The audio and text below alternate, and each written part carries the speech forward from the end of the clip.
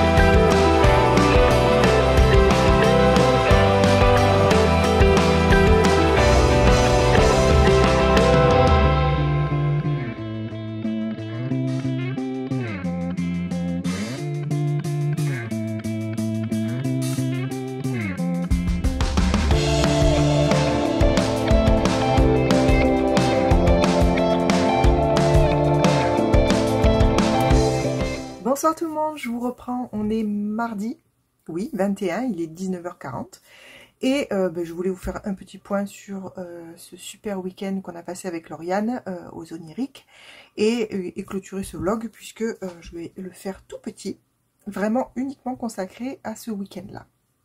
Donc c'était super. Comme vous avez vu sur les images, en fait, il y avait pas mal d'animations, des artistes de rue qui étaient vraiment super, des stands avec plein de trucs de région ou sur le thème de la SFFF. Et franchement, c'était excellent. On a passé un très bon week-end, d'autant plus qu'avec Lauriane, c'est toujours l'occasion de se voir toutes les deux, vu qu'on habite chacune très éloignées. Ça permet de se voir, donc c'est vraiment très bien. Donc, je vais vous montrer un petit peu ce que j'ai ramené. Hein, c'est tout étalé là. Je ne vais pas vous montrer les livres que j'ai achetés, puisqu'ils feront partie d'un book haul. Donc, celui de mars. Et donc, je ne vais pas vous les montrer. En revanche, je vais vous montrer tout ce que j'ai acheté d'autre, puisque tous ces petits stands et tout, c'était très tentant. Et du coup, j'ai fait quelques autres achats. Avant ça, je vais vous parler un petit peu donc des lectures. Comme je vous avais dit, j'avais terminé avant de partir La Princesse sans visage, donc le tome 1 des Royaumes immobiles de Ariel Hotz. Et j'ai réclamé ma petite dédicace qu'il m'a fait avec grand plaisir. Ensuite, j'ai aussi terminé le tome 1 des Vaisseaux d'Arcane, Les Hurleuses d'Adrien Thomas chez Minemos. Et j'en ai profité, vous vous en doutez bien, pour également me le faire dédicacer. Ces auteurs sont vraiment extrêmement sympathiques, je les apprécie beaucoup et j'aime beaucoup ce qu'ils font, donc ça tombe bien. Ensuite, je suis allée voir donc H le Noir pour me faire dédicacer mon Félicratie qui est sorti chez Sarbacane. Je vous le dis et le redis, lisez ce livre, il est juste super. Et voilà. J'en ai profité pour prendre un petit peu des infos sur ce qu'elle fait. Donc, j'ai récupéré son petit marque-page. Elle a une saga auto-éditée, donc qui s'appelle La Traque des Anciens Dieux. Donc, le tome 1, c'est les deux princes, et le tome 2, c'est le magicien, la sorcière et la fée. Je ne les ai pas pris tout simplement parce qu'il n'y a pour l'instant que 2 tomes de sortie. Elle est en cours de rédaction du tome 3, et normalement, c'est sur 4 tomes. Donc, j'attends, je pense, la sortie du tome 3 au moins, pour attaquer cette saga, parce que j'ai toujours peur, vous savez, que les sagas n'aillent pas jusqu'au bout et que je sois frustrée parce que je n'ai pas la fin. En tout cas, si vous, ça vous intéresse, je vous mets ici. Donc, elle m'a conseillé d'aller sur lulu.com pour commander ses romans. On peut aussi les commander sur Amazon et sur la Fnac, mais bien évidemment, sa marge est un petit peu moins importante. Donc, si vous voulez la soutenir, il vaut mieux que vous passiez par lulu.com. Voilà. Et j'avais emmené, bien évidemment, mon exemplaire de L'Ombre des Magiciens, le tome 1 de Lauriane Baum, qui est auto-édité, vous le savez maintenant, pour avoir également ma petite dédicace. Voilà, donc je suis très contente, parce que les 4 livres que j'avais emmenés, je ne me suis pas trimballée dans le train, dans le bus, non, je n'ai pas pris le bus, mais dans le train, dans le tram, etc., pour rien, puisqu'ils sont tous revenus avec leur petite dédicace.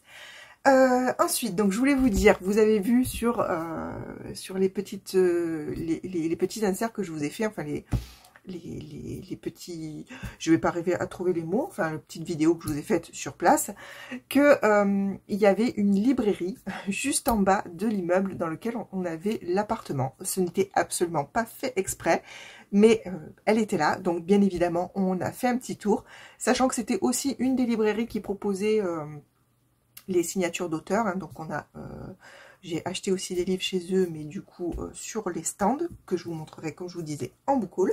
Mais je ne me suis pas acheté que des livres dans cette jolie petite librairie. Il y avait notamment quelque chose dont je n'ai absolument pas besoin, puisque je l'ai déjà commencé pour cette année. Mais j'ai trouvé ce joli bullet journal, que je trouve vraiment superbe. J'adore les motifs, vous voyez. Je vais vous montrer un petit peu, voilà, les pages sont un peu comme ça, donc il est pré-rempli, vous savez. Il y a des pages vision board du mois, comme ça. Et en fait, chaque mois a une couleur. Voilà, il y a aussi des petites phrases comme ça. Et en fait, je l'ai pris parce que je le trouve très très joli. J'aime beaucoup cette façon-là de faire des motifs avec des couleurs assorties et du noir, tout simple. Mais en fait, j'espère me donner un petit peu des idées pour remplir le mien. Parce que si vous voyez les titres que je fais pour le mien, je suis vraiment pas très douée pour ça. Alors, coller... faire des découpages, mettre du masking tape, tout ça, il n'y a pas de souci, mais dessiner ou faire des jolies écritures comme ça, j'ai beaucoup de mal, en tout cas sans modèle. Donc je me suis dit que pour cette année, ça pourrait me servir de modèle et que peut-être du coup celui-ci serait pour l'année prochaine, on verra bien. J'ai également pris deux jolies cartes. Enfin, deux fois la même, puisqu'il y en a une que je vais offrir et l'autre que je vais garder. J'aime beaucoup cette petite collection que j'ai trouvée. Donc, ça s'appelle Primavera. Et voilà, c'est joli. Bon, alors, la personne à qui je vais l'offrir, c'est mon fils qui est fan de baleines. Donc, je l'ai trouvée vraiment magnifique. Et voilà, du coup, je me suis pris pour moi et pour mon fils. J'ai trouvé aussi, et pour finir, un petit magnète. Je suis une dingue des magnettes, j'en ai plein juste là, c'est pour ça que je regarde par ici, mais j'en ai aussi, dans mon couloir, en fait, on a collé au mur une plaque d'alu exprès, qu'on avait trouvé chez Leroy Merlin, me semble, et sur lesquelles on a mis tous nos magnettes, parce que en général, quand on part en voyage, on ramène toujours un magnète. Nos amis le savent, donc quand ils partent en voyage et qu'ils veulent nous ramener quelque chose, ils ont toujours la gentillesse, souvent en tout cas la gentillesse de nous ramener un magnète, donc nous on aime bien. Et du coup je me suis pris celui-ci qui me correspond quand même pas trop mal. Alors est-ce qu'il va faire la mise au point? On va essayer. Non, il veut pas. Je pense que vous voyez quand même ce qui est écrit. Voilà, là c'est mieux, non? Donc soit je me lève tôt, soit je me lève aimable et sympa, à vous de voir. Voilà, donc ça me correspond assez bien, parce que je ne suis pas du tout du matin, et il faut éviter de me parler avant le café en règle générale, même si je sais me tenir, bien évidemment, mais je suis pas très aware, on va dire. Ensuite, on est passé, donc vous avez vu, vous l'avez certainement croisé dans les petites vidéos que je vous ai faites, donc sur place, nous avons croisé une artisan qui travaille les pierres, et donc leur signification, etc. Et j'ai craqué, Lauriane aussi a craqué pour des runes en pierre de tourmaline, non, je dis des bêtises. Oh, je vous le mettrai en bas, je ne me rappelle plus. Qui est bon pour la créativité, a priori. Et elle a craqué, et franchement, le set de runes est vraiment magnifique. Et moi, j'ai craqué pour ce collier en améthyste, que je trouve juste splendide. Violet, ça vous étonnera pas, hein. Vous savez que moi, le rose, le violet, c'est des couleurs que j'adore. Donc voilà, et j'ai pris donc pour mon fils, donc c'est pour ça que j'ai pris une carte, c'est parce que je lui ai fait un petit cadeau. Je lui ai pris donc ce petit bracelet, donc qui est en malachite. Voilà. Voilà, je vous mets juste ici la photo que j'ai prise avec les petites explications. Donc pour les pierres, à quoi ça correspond et ce que ça peut nous apporter. Voilà, pour ceux qui aiment ça, hein, puisque je sais que tout le monde n'est pas ouvert à ce genre de choses, hein, mais pourquoi pas, il en faut pour tous les goûts. Voilà. Et enfin, j'ai craqué pour une petite douceur, oui, une petite douceur sucrée. Je ne crois pas l'avoir pris en vidéo, j'ai complètement oublié, il me semble. Dommage, parce que franchement, elle avait un stand magnifique avec tout un tas de nougats différents, franchement trop beau et trop bon. Donc on en a goûté quelques-uns et j'ai craqué pour tout simplement le nougat classique. Alors il y avait, franchement je me rappelle même plus, mais il y avait chocolat noir, il y avait miel, il y avait vanille, enfin il y avait tout un tas de parfums différents et voilà, c'était excellent. Et j'ai pris le tout basique aux amandes, donc nougat, qui est pas très sucré. Vous savez, moi ce qui est en général compliqué sur les nougats, c'est que c'est trop sucré, ça colle aux dents. Celui-là pas du tout, et du coup il est vraiment excellent et je vais me régaler parce que je suis une fan de nougat. Voilà, donc ensuite je voulais vous montrer, j'ai eu le petit marque-page, donc ça c'est de la Colibri, c'était la, je vais y arriver, la librairie, donc. On a eu le joli marque-page des Oniriques, donc qui est, et le dessinateur c'est Benjamin Lacombe. Alors Benjamin Lacombe d'ailleurs qui était sur le site, et en fait, il y avait une queue pas possible. Il a vraiment cassé la baraque, je pense. En tout cas, tout le monde est allé le voir. Il y avait, il fallait prendre un ticket. Enfin, c'était un truc de fou. Mais il faut dire que l'affiche est juste magnifique. Donc, voilà. Voilà donc pour ce que j'ai ramené. On a mangé le midi. Donc, vous l'avez vu aussi dans un stand qui faisait une omelette au cèpe, avec des pommes de terre. C'était juste trop bon. En fait, l'avantage, c'est qu'on était placé l'appartement vraiment à 5 minutes du festival. Donc, on a pu faire des allers-retours sans problème, poser nos affaires pour manger. D'ailleurs, le soir, on n'a pas trouvé de restaurant, donc on a pris japonais à emporter, qui était juste super. Je vais vous donner le nom, je dois l'avoir par là. Si jamais vous allez à mes yeux, pourquoi pas. N'hésitez pas à aller voir, comment s'appelle-t-il? Voilà, Ofe Sushi. Voilà, je leur fais leur petite pub, parce que franchement, on s'est régalé, et on a discuté un petit peu avec les personnes, donc je sais pas si c'était le patron, mais en tout cas, une personne sur place qui était extrêmement sympathique, et on a très très bien mangé. Je crois que je vous le montre d'ailleurs sur les vidéos, le repas, mais enfin c'était vraiment super. Donc autant dire que on a bien mangé, on a croisé des auteurs hyper sympas, on a croisé des artistes vraiment très originaux. D'ailleurs, j'ai particulièrement aimé le cerf. Alors je sais pas si c'est un cerf parce que c'est quand même certainement un animal imaginaire, mais qui était dirigé par 2 personnes et accompagné de 2 autres personnes à la musique. Et en fait, donc la personne qui tenait le museau, le visage de l'animal, avec des petites manivelles, faisait bouger ses oreilles, etc. C'était vraiment super, avec une jolie musique. Et c'était tellement bien que les enfants se prenaient au jeu et venaient le caresser. Franchement, c'était trop mignon. Et j'ai vraiment adoré ça. Enfin voilà, c'était la petite parenthèse sympathique. Je crois que c'est tout. Ben, c'est pas mal, non ? Voilà, j'ai attaqué une nouvelle lecture que j'ai pas sous la main, qui est Ils étaient 7. Depuis le temps que j'en parle, j'ai commencé à le lire. Bon, j'en suis au tout début, je crois que j'ai lu 3 chapitres ou quelque chose comme ça. Ça commence bien, mais c'est pour l'instant, il n'y a pas grand chose à dire, puisque voilà, c'est que le début. Et puis c'est tout. Je réfléchis en même temps, donc j'essaye de meubler en réfléchissant pour savoir si j'oublie de vous dire quelque chose, puisque une fois que j'aurai éteint, que je vais certainement penser à quelque chose en disant mince, j'aurais dû leur dire ça. Mais non, là tout de suite, ça vient pas, c'est pas grave.